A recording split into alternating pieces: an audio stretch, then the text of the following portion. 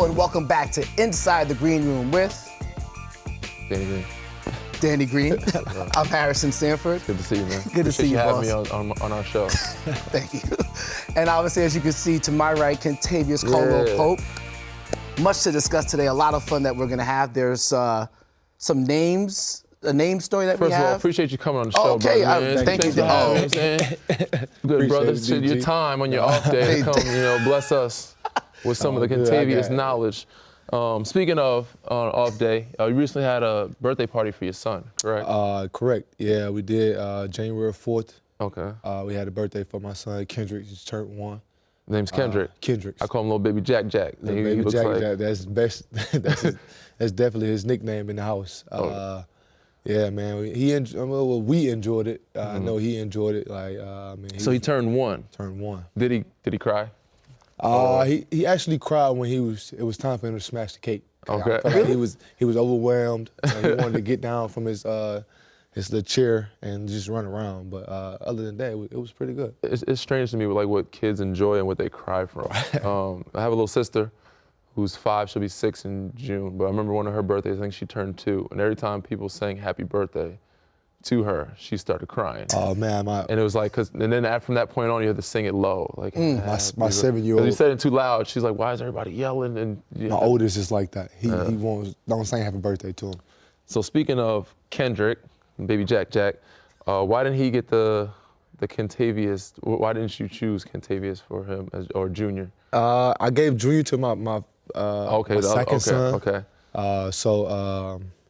Pretty much. Did you not want to continue on with that kind of trend of names? No, but me and my wife decided we were just gonna keep the K, for like just the initials, KCP. Gotcha. So every kid at least has KCP right now. And you do have a funny story for us when it comes to your name. You don't know why it was chosen for you, right? You don't know what it means. True. I don't know what my name means. I never asked my mom didn't name me, my dad didn't name me, my auntie named me. So never asked what it meant. Where did you come up with it? But I do have a funny story as far as like with my family member, my brothers. The family tree. Family tree. So my name is Kentavious. My brother's name is DeQuavious, which is similar. Then we switch over to my cousins, from the oldest to the youngest, Quatarius. Then randomly Kim, this is the middle son. Got to throw it off a little bit. Right, and then Jontarius. And then we go from my other cousins, her name is Shantarius. And then it's just regular names from there, Angel, Marcus, and Kevon. Some normal names, yeah, but you got a good mix of. But we got a good mixture of like some off-the-wall names as well. Now, did your auntie name them too? Everybody with Avius in it, I feel like she did. I feel like she did. Yeah. We got to get her and get some more stuff. Get a background. We got to get the meaning. We got to get the meaning behind it. I had to came up with those. I had to call and ask her about that one. Speaking of parties, you referenced your son's birthday party. Obviously, there was a big birthday party for the team not too long ago. LeBron had his 35th birthday party. If you can, let me and let our audience know how it felt to be there. Give us the inside scoop. Oh, it was great.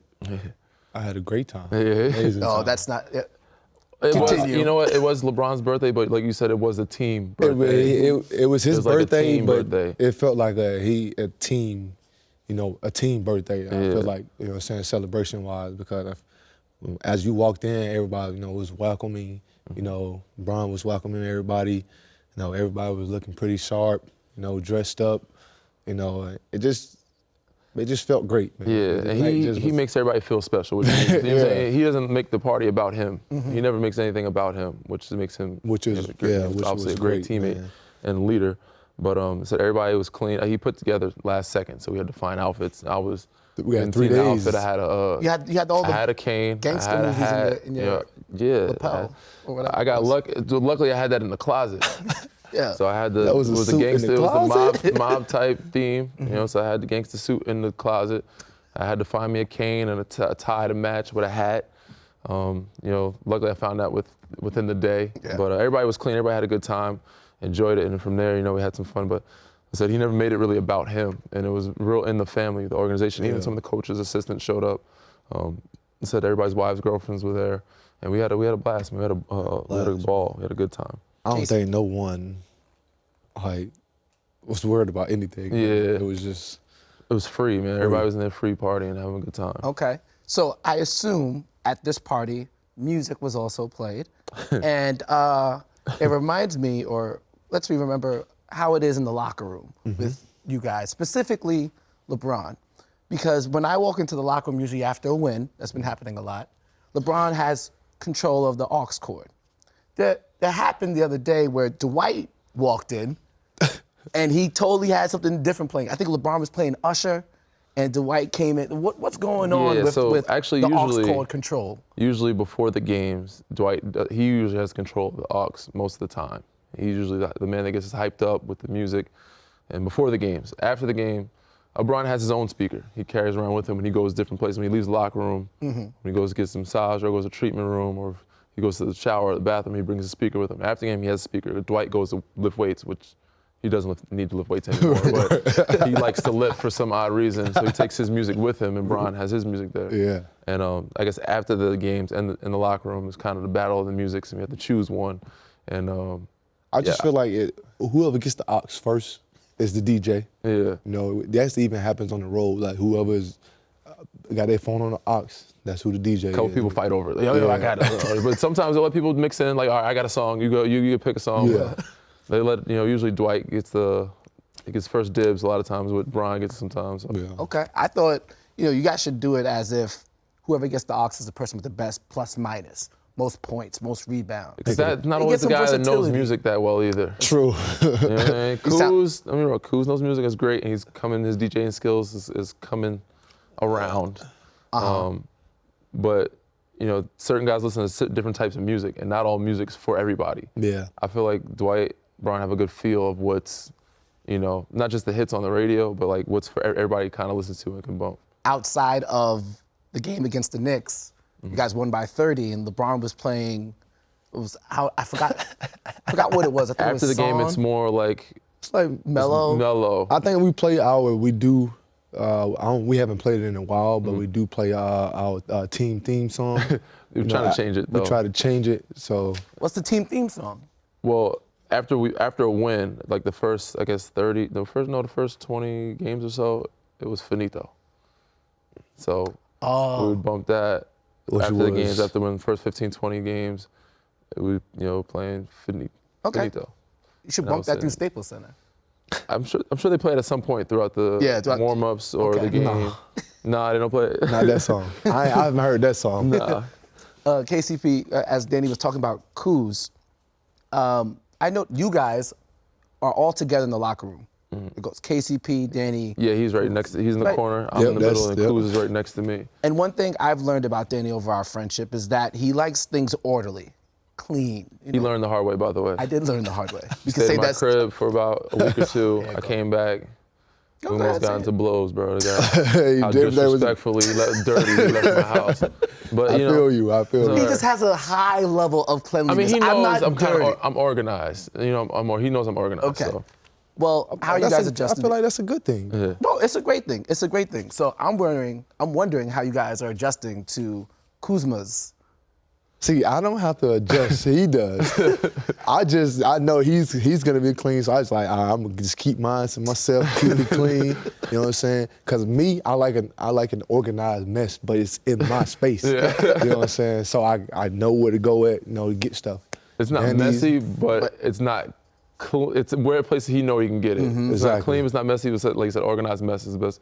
But Kuz's stuff kind of deteriorates past the gun line. Right. It kind of give you that. It kind of branches out. It branches, yeah. And it's like, come on, bro. You got towels, shoes, and socks. And what the hell, Kuz trying to get dressed and shower? And of course, he's a fashion guy, and he always plays well. So the media always want to talk to him, and he has his clothes, his jewelry, and everybody wants to take pictures and snap. And I'm like, come on, bro. Yeah. It'll take time. He's still growing up. Yeah, there you go. Some people change, but at this point, I don't know if he'll change to be organized or clean, but he can be better. Okay. I feel like he can get to the organized mess. Yeah, he can get to that, yeah. There you go. Coming up next on Inside the Green Room, it's just rumors, and we always whatever team you're on, you consider them family, your brother. Yeah. And we're here now. This is what we focus on. Look, we want you here. Obviously that's not always our decision.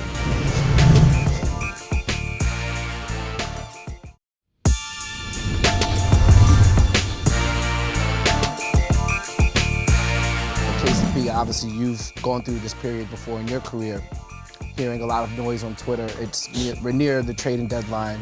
Danny, obviously you've been in the league for a while. It's coming up fast. I wonder what the conversations have been like, specifically with Kuz, because obviously his name has been in the news recently in January, and just in general, how you guys are approaching that as a team with such great chemistry, at least what I'm hearing and what I've seen, how you guys are approaching it in conversations. From what I've known, nobody's really spoke to him about it. Yeah. It's not. I don't think it's a thing that anybody speaks on in the locker room when there's rumors, because it's just rumors. And we always, whatever team you're on, you consider them family, your brother. Yeah. And we're here now. This is what we focus on. Look, we want you here. Obviously that's not always our decision. But he's a great player, great young talent. Regardless of what happens, he's always going to be a family brother of ours. But he's here now, and we want him here. We've expressed that to him, and we try to embrace him.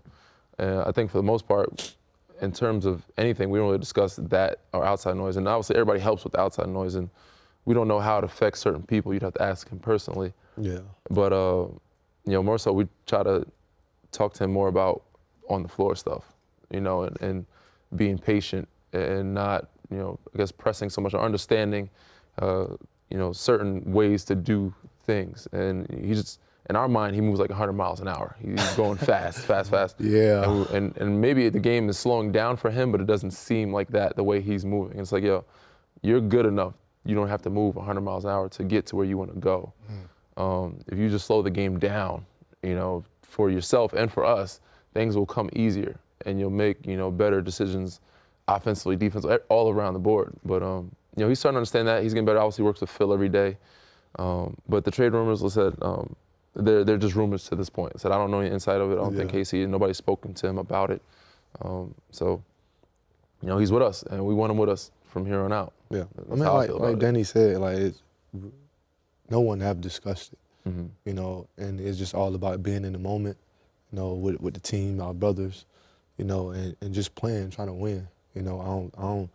I really don't even think he's bothered by it, so, because he don't show it, so, just my advice to him, we all been through it last year, so don't let it get to you, you already know your worth, your value, just keep playing and keep hooping.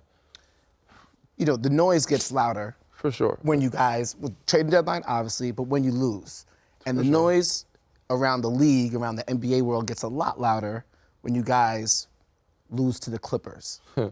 So, there was a clip that went viral from a famous Lakers fan, his name, Snoop Dogg.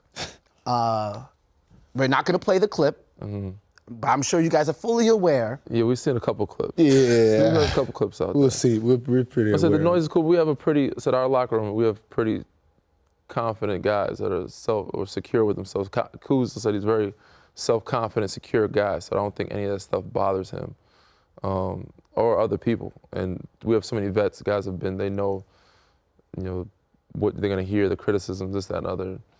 At this point, it doesn't faze most of us at all. Yeah. Snoop felt how he felt, and there's nobody in our locker room felt any different. And don't think that, as much as you guys seeing us, the Lakers fans, seeing us lose to not just the Clippers, but any other team, we're the ones putting the sweat and blood, sweat, and tears into practice. Trust me, we're not going out there trying to lose. We're not going out there trying to miss shots. It doesn't hurt anybody more than it hurts us. There's nobody that can feel we're more frustrated than anybody, because we know we had that game, we could have been winning, or we could have won this. And as much frustrated as you guys are, trust me, we're frustrated. We're not trying to, lose or miss shots. And sometimes it happens that way. But we understand why he felt the way he felt. He's a fan, and he's frustrated. But regardless of the situation, how frustrated you are, I feel, true fans support us regardless of the outcome in December or even in June. But in December, you're going to support us regardless. Obviously, we put up a fight, and we want to see us do better. We want to do better. We want to win. But, so we understand his frustrations. But, Snoop, you gotta back us. whether we win or lose, make shots or not, man. You know what I'm saying? You on this, because you may be saying this now, and how do you look now? You say it in December, but that same team in June that you were talking crazy about is doing something special. You know, it's for those fans, not Snoop. For the other fans that are talking greasy about us, now it's the same group of fans that's gonna be, you know, riding us all on the bandwagon when we're playing well in June. So we're not gonna try here at that point. Like, nah, you're not a real fan at that point. I feel like that's the way I looked at it, you know, when I went through, you know what I'm saying, what I went through. Just as far as, like, I mean, fans gonna, you know, have their opinion.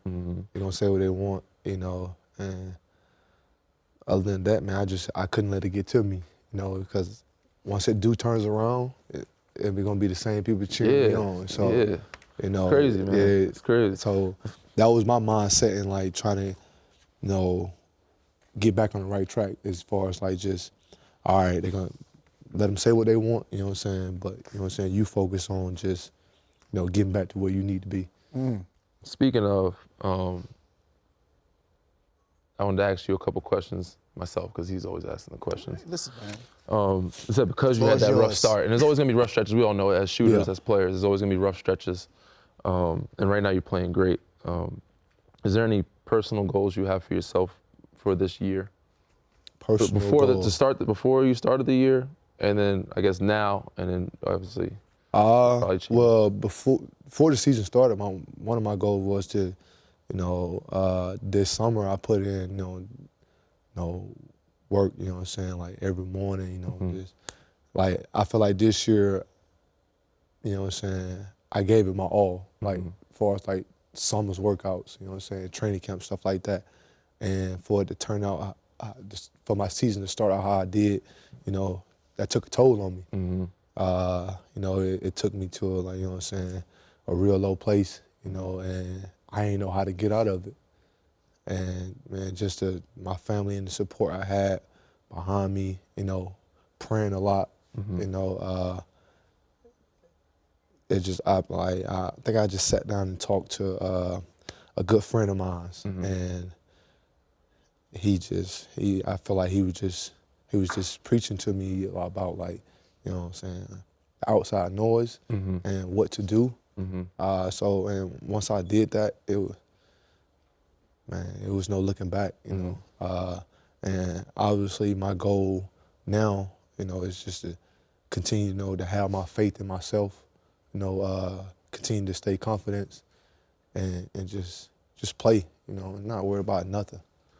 What is it exactly that you had to do when you were having this conversation with your friend? What was the sticking point? Basically, he was just telling me, you know, you work hard for it, you know, then your work is going to show. You know, you started off like, you know, he even took me back to, like, last year. I started off the same way, you know, and the same thing we did to get out of that, you know, we do it again, you know, and this time it came full circle fast. You know, I was in the slump for the first, maybe 11 games, I think, maybe. Yeah, man. And then after that, man, I haven't looked back. You can't doubt it. You know, you got to trust the work. In the process. Yeah, there you go. I wouldn't want to say it because it's trademarked by true. another guy, but I don't think he would have minded. You know, I think confidence is a big thing in this league, and it can make or break certain players. Yeah. It can change a whole season. And you know, you can't ever doubt yourself. You got to continue to have that full confidence in yourself, regardless of when things are good or not. And I think the best thing or best way to get out of certain things, obviously, is stay in the gym and keep getting your shots up, but to focus on what's important in life. In basketball, at the end of the day, it's just a game. Yeah. And we love to compete. We have a lot of fun with it. But the most important things in life, your family is healthy, you know, your friends, you got everything around you, you're able to support them and play in front of them and make them proud. Regardless, at the end of the day, if you play good or bad, they're going to be happy for you. So when you're able to just live free, you get to play free, and you don't really think about it as much, and you know, you start playing your game. But obviously, you're going to have some ups and downs, frustrating points. So to start the game, and you got to understand, it's 82 games. You could turn around a season like that, and he's done it. Through 37, If I gave him a grade, I'd give him.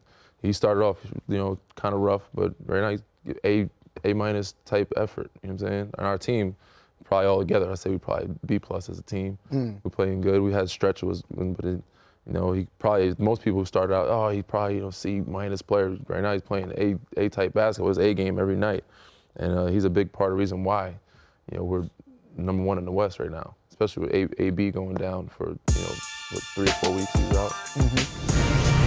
Coming up next on Inside the Green Room. It's been time where I've been here, and there's been time where they've put me here. Yeah. So it's in waves. So but I love the city though, and I love the city. The people here, they tough. It's tough love, which I'm familiar with tough love.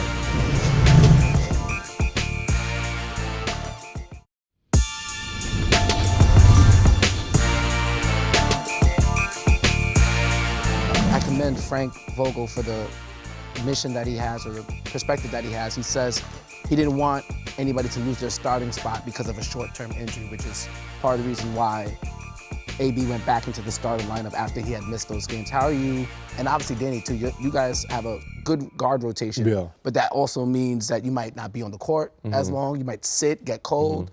You might might feel comfortable as a starter, but now you gotta be as a sixth man. How are you guys handling the ups and downs of that? Just being professionals, man. And Coach asks we're expected it. It's expected of us, and he shouldn't have to ask that of us. But just being ready and being prepared, and not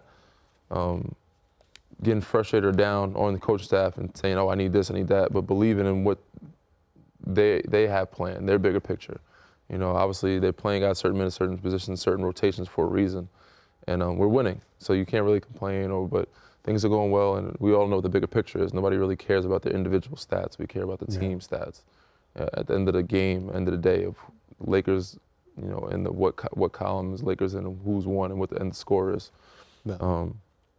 So whether we play a lot of minutes or a little bit of minutes, and as you said, staying warm, getting cold, W's a W. And you see, you want to talk about my little warm-ups during timeouts. I want to get KCP that I can watch a little warm-out. We talk about that a lot, and then just piggyback off what Danny said, it just was the next man up mentality that Frank is like preaching to us, and that's what it was for me, just come in, do my job, and I did my job.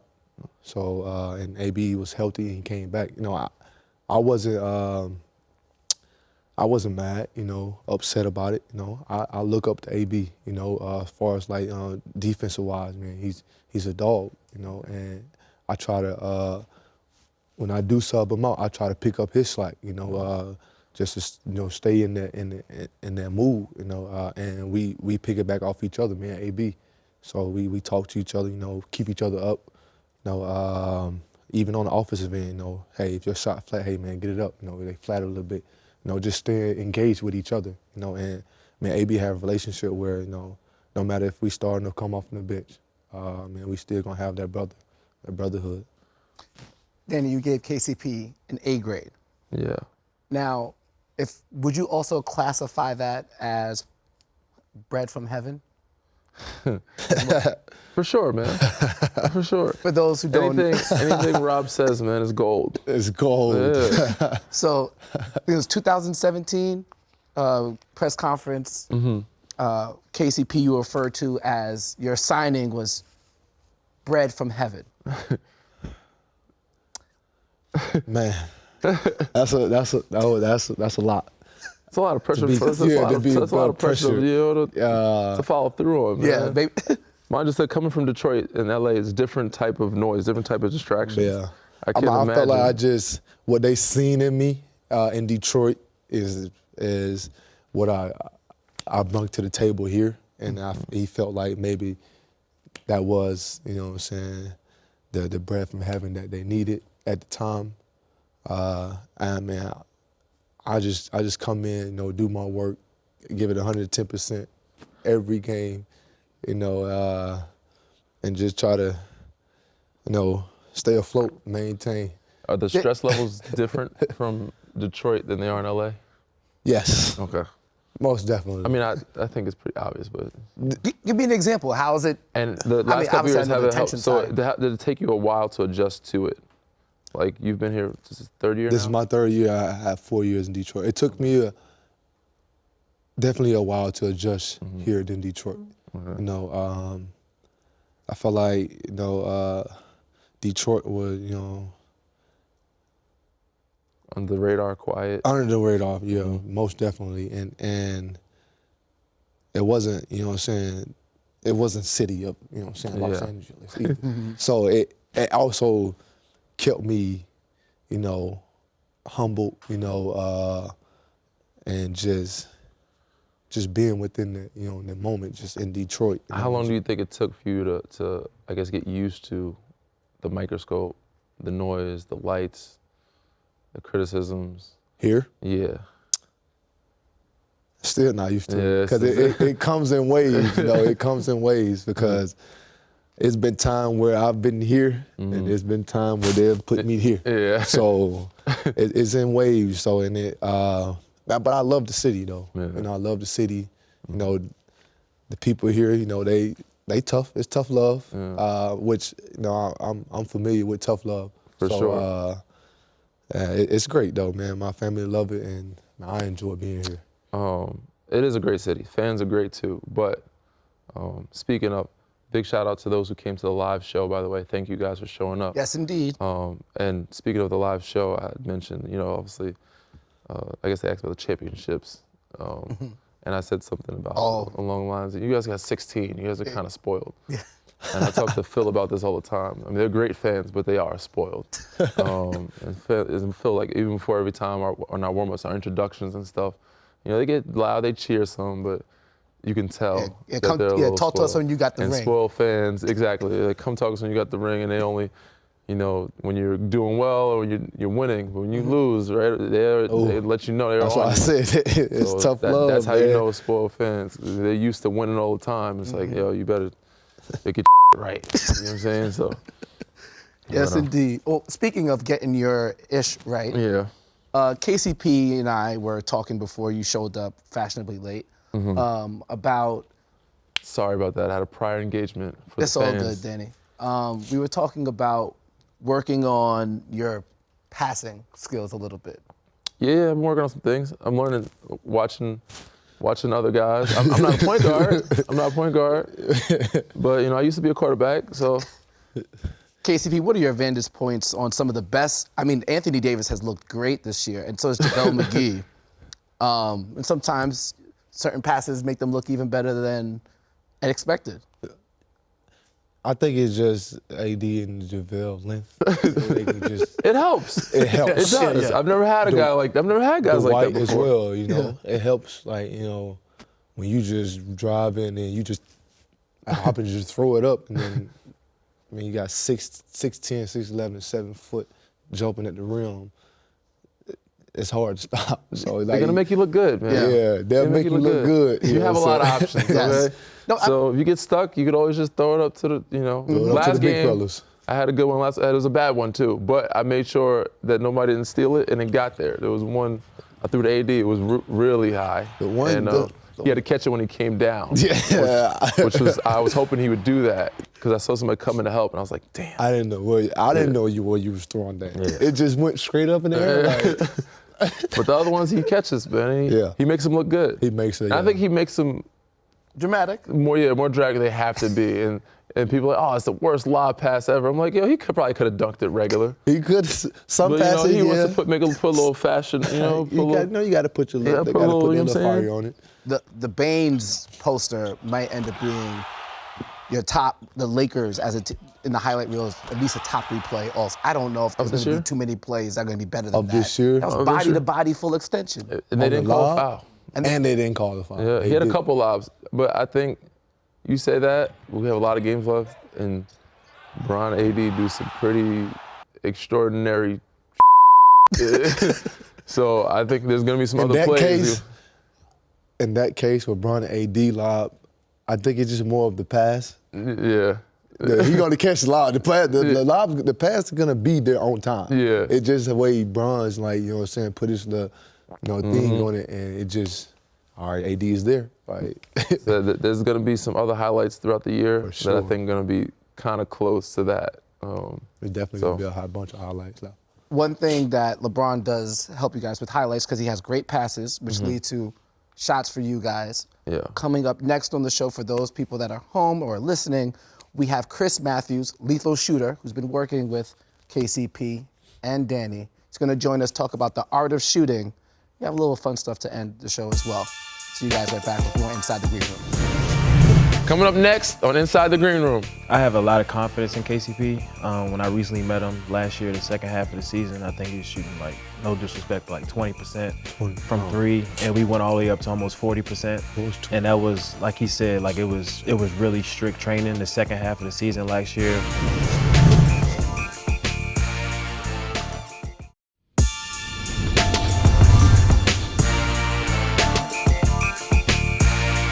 Welcome back to Inside the Green Room. My guy Harrison Sanford. There you go. Thank you. KCP, lethal shooter, Chris Matthews. Of course, welcome, man. Appreciate you joining us, taking your time out on your day off, man. Thank you for having me. You know what I'm saying? Yep. Interesting, I wanted to bring this up because I was talking to somebody, I think it was one of our strength and conditioning coaches, chatting. Come to find out his real name is James. James chatting, I say Jenkins, because to make his name up, I think it's Jenkins. His last name is Hill. I'm just gonna call him Jenkins. He had an interesting question to me. He's like, do you think all shooters are like OCD or like very organized? And for some reason, I was like, you know what? I think there's a correlation.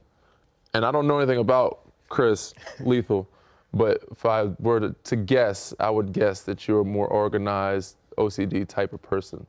Would you say? Absolutely. Yeah? Very OCD. Okay, okay. Yeah. Takes his work very seriously. He's got a computer, carries it around. Very Professional handshake, you know what I'm saying? Got everything Always tight, neat, boy. yeah. And I was like, all right. He's about his sure. business, man. He's, you know what I'm saying? He's organized. And then, I mean, obviously KCP's got the organized, so I think he started becoming organized in the mess. So yeah. I feel like if the mess is not in your space, You're good. You're I good. should be good. Anyways, welcome to the show, man. Appreciate you taking the time. Thank you for My having guy me. Harrison's gonna Yeah, so, I mean, bum rush you with the questions. speaking to that point, is there a trait that you would say is identifiable with every shooter? Obviously, you've worked with a ton of shooters in the NBA professionally. Is there a trait that you could say, yeah, he's an elite shooter, he can be, or she could be an elite shooter because of a certain characteristic or physical attribute that they might have? Absolutely. The first thing I look for is their footwork. So like if somebody's young or older, if somebody has good footwork, it's the foundation to shooting. The second thing I look for is the mobility in their body. So if you're stern when you land and stern when you jump, that means you're going to have a good jump shot. Follow through, hand-eye coordination is very big. There's a lot of things that go into it, but I say those are the biggest keys because a lot of people, if you can't catch the ball the right way to get to the seams, you won't be able to have the shot you're looking for. And if you don't have the good footwork, you won't have the rhythm you're looking for. Yeah, I think that's what makes him different from most people that I've ever worked with. And I just recently worked with him. But he looks at the small details I don't think most people looked at. I mean, like micro in small. terms of, like, everybody's like, yo, you're built kind of, I mean, obviously everybody says you're stiff, you know what I mean? You're kind of strong, but he's like, yo, that's kind of like, you probably have to land a little differently because you're built this way. You probably have to do this different type of jump or different type of balance because you're built so, you know, and most shooting coaches will just, you know, work on follow through form, but he's looking at the small details of everything. You know, you're catching, you gotta work on catching it like this or getting more stern grip. Or, you know, those small details make a big difference. Well, I wouldn't say big, well, they actually could make a big difference. You know, just certain small things of keeping your hands open or catching with two hands. You know, those small things can actually change a shot or just change a focus of sharpening the tool. Casey, when you were working with Chris this past off season, how intense were those workouts? Because obviously it's a big year's coming up. And what was the secret? Let me know, because I might try and revitalize my career at some point. I can't give Out the secrets. Can't give the recipe. But no, man, it's not hard work. You know, some days we would do like a lot of movement. Then the next day I'd just be doing spots, you know what I'm saying, shooting. You know, just working on making one or two steps, like footwork, you know, hand placements. And then we'll do that one day, and then the next day we'll do it in full speed, you know, to try to like get the rhythm, you know, and then we just switch it back to the same thing, you know, keep going that way, you know. But we really just focus more on just hand placement and footwork, you know, getting my hip around, you know, making sure I'm calm when I shoot the ball, and not rushing. So, man, it was like Danny said, man, just small details. Like, I'm never thinking about taking it, before I shoot the ball, take a deep breath. No, I would never think that, you know. But he brought it to my attention. I'm like, man, it shuts me down and it gives me a good rhythm, you know, the feel of the ball. So, and that's what we worked on this summer. And I think that's huge too. The fact that, like you said, it's not hard work. It's not a bunch of load or a bunch of movement or a bunch of running and jumping and 1,000 shots. It's you know, very efficient repetitions. Yeah. You know, it's very to the point. Like, all right, this is what we're gonna work on today, and just building habits. It's more so habit building and actually going through the motions slower first, going through it slow, step by step, baby steps, like teaching the kid, you know, this is what you need, and so that you build those habits first. Then we'll go to the next thing, build habits doing that, and that's what makes it, you know, very great and efficient. It makes you more efficient as a shooter. Just from 200 to 500 shots, you know, just efficient, you know, technique, you know, footwork, hand placement, 200, like 500 shots of that. You got any questions? I was just on the way. Don't let Chris talk. You know? So I'm doing Chris, all talking for him. I'm sure you're aware that KCP wasn't shooting as well as he's not shooting. Last year he didn't shoot as well as he is this year. Absolutely. And I'm sure you saw the Twitter comments about your involvement with KCP. How do you react? Because your training is supposed to result in elite shooting or great shooting, and when guys aren't shooting well, they could also blame the player, but they could also blame the trainer. Absolutely. I have a lot of confidence in KCP. When I recently met him last year, the second half of the season, I think he was shooting, like, no disrespect, but like 20% from three, and we went all the way up to almost 40%. And that was, like he said, like it was really strict training the second half of the season last year. And this summer, the work that he was putting in was just, it was crazy. So, like, as soon as the season ended last year, what people don't know about him, the next day, me and him was training. And we would set goals. And one of the goals was, I want you to make 60 shots in a row. So one day we were in the gym and he was shooting and he kept getting to like 56. But I knew why every single time he kept missing, but I wasn't gonna tell him. So we probably stayed there for about an hour and 45 minutes and he's like dying. And I wouldn't let him stop because I knew why he couldn't get to 60 and I was waiting for him to see why. And one of the biggest things that we were breaking with him is just as a shooter, which they know sometimes we do get anxiety. You know what I mean? And the best shooters know how to control that anxiety. And when KCP came out and began the season shooting like that, I wasn't afraid because I knew I could fix it, and I knew he can fix it because of the work that he puts in. And I don't think a lot of people understand how much Danny shoots and how much KCP shoots. So that's why on my Twitter and on my Instagram, I was standing up for him because through thick and thin, I'm going to be there for a guy that I'm helping, not just when he's doing something good. I'm like, oh, KCP's my guy or Danny Green's my guy because I know the work they put in. So by him shooting 44% right now from three, I'm not surprised. Because I know he can shoot 47% from three. You know what I mean? Just like how Danny shoots, I think he's shooting like 38. We all know he's a 46% shooter. You know what I mean? So like that doesn't get to me, especially fans.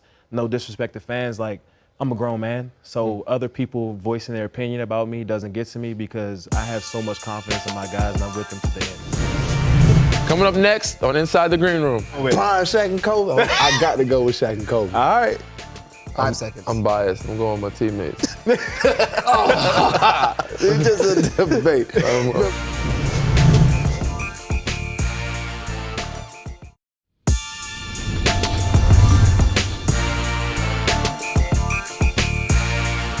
you just detail what you do right now with the Lakers and players around the league and just in general in terms of teaching the art of shooting so everybody gets a clear scope of your involvement with the sport of basketball and shooting?